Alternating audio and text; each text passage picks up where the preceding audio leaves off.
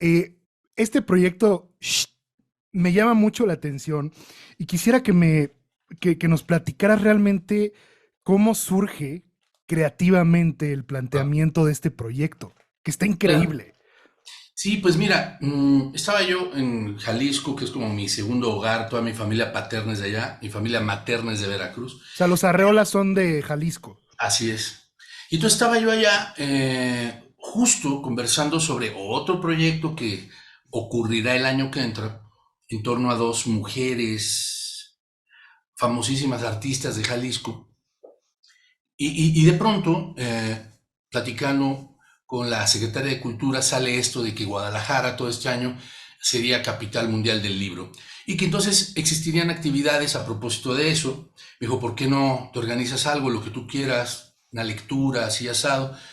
Dije, perfecto. Entonces me fui con esa tarea y durante varias semanas, aquí es donde empieza realmente la parte, digamos, creativa, estuve pensando en esta idea que tenemos siempre, un tanto superficial, valiosa pero superficial, en torno a los libros, ¿no? Qué bonitos los libros, qué buenos los libros, hay que leer, es que los libros, todo bien con ellos siempre, ¿no? Y de pronto dije, bueno, más allá de que esto sea cierto y de que sea lindo tener nuestras bibliotecas y consumir literatura. Es verdad que los libros también han pasado por muchos procesos terribles, negativos. Es verdad que los propios libros también son reflejo de lo peor de la humanidad. Ujú. Eh, entonces empecé a irme, digamos, hacia una zona un poco más dark, ¿no? Y llegué a la idea de la prohibición, ¿no? De los libros prohibidos y empecé a investigar sobre ello. Y empezaron a salir cosas muy interesantes. Digamos que era una provocación, era una ruta, pero no una decisión previa, ¿no? Primero hay que comprobar qué tanta carnita puede salir allí, ¿no? Y entonces empecé a hacer una división que tuviera que ver con libros infantiles, libros relacionados con el género, libros relacionados con dictaduras, con situaciones o prohibiciones religiosas, situaciones sociales específicas. Empecé a acercarme a geografías que me parecían interesantes en términos de la prohibición o de la restricción, como por ejemplo Cuba, China, Venezuela, Irán con respecto a las mujeres, y empecé a descubrir muchas cosas interesantes, ¿no? Eh, y entonces hice una selección de 10 libros. Algunos de ellos son muy, muy conocidos, otros no. Y una vez decidiendo estos libros, te digo alguno de ellos, por ejemplo, pensemos en México, Carlos Fuentes con Aura. Aura Uf, no buenísimo. fue prohibida, pero hubo un intento de prohibición Ujú. por parte del entonces secretario de Trabajo Carlos Abascal, ¿no? En el gobierno de Fox. Fue muy sonado lo que sucedió. Hubo un Ujú. intento de censura y prohibición y afortunadamente la sociedad reaccionó y Carlos Fuentes se murió de la risa y sobrepasamos esa situación que fue muy delicada en su momento. Porque aquí también el espectáculo un poco lo que intenta es reflexionar en torno a lo que significa en realidad una prohibición, una censura. Te doy un ejemplo, Luis Brito García de Venezuela, ¿no? Es un hombre rebelde que hizo textos muy interesantes contra el sistema y que hoy está absorbido por el sistema, ¿no? El tipo no ha sido prohibido, pero está completamente sofocado por el sistema, ahora forma parte del sistema, es uno de los beneficiados, y esa es una manera de prohibición también. Por ejemplo, Ferdinando el Toro, ¿te acuerdas de la película de Walt Disney que después Ujú. volvió a ser animada por Blue Sky, creo? Sí. Es este toro español, fuertísimo, bellísimo, que no quiere ser lidiado en la Plaza de Toros, ¿no? Que Ujú. no responde a las provocaciones porque lo único que le importa es oler las flores.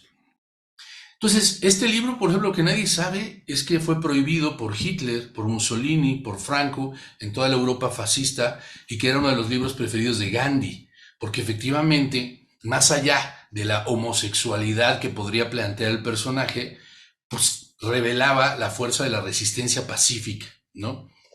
Entonces, digamos, fui haciendo investigación de muchos de estos libros, Rebelión en la Granja de Orwell, El origen de las especies de Darwin, y entonces generamos estampas performáticas, ¿no? De teatro físico, de malabarismo, de pantomima, de música, con, con estos individuos con los que estuve trabajando justo aquí por meses, ¿no?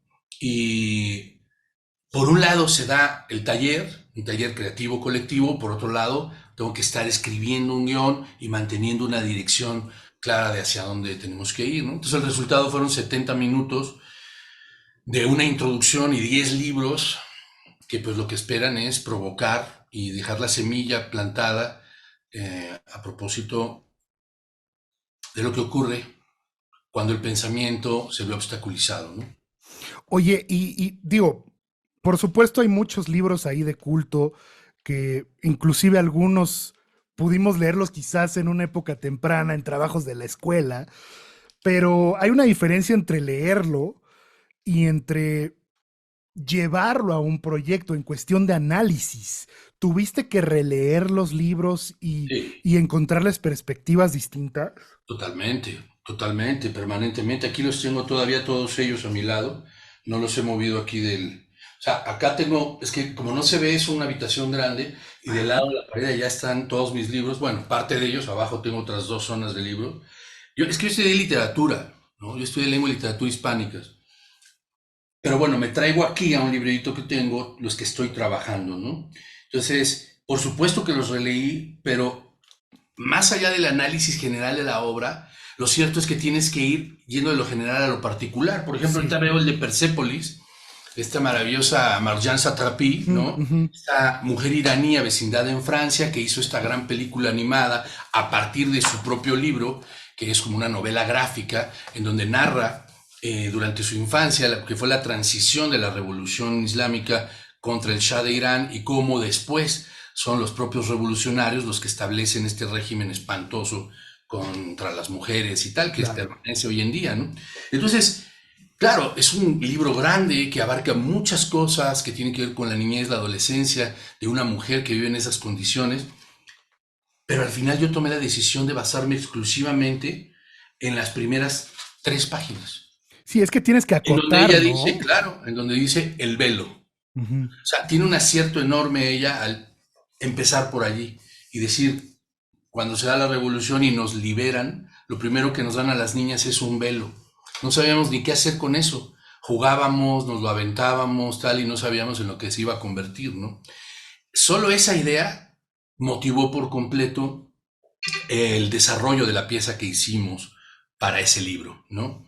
De hecho, es una pieza en donde no hay ni texto, solamente se dice el velo, ¿no? Hay otras que están muy cargadas de texto, ¿no?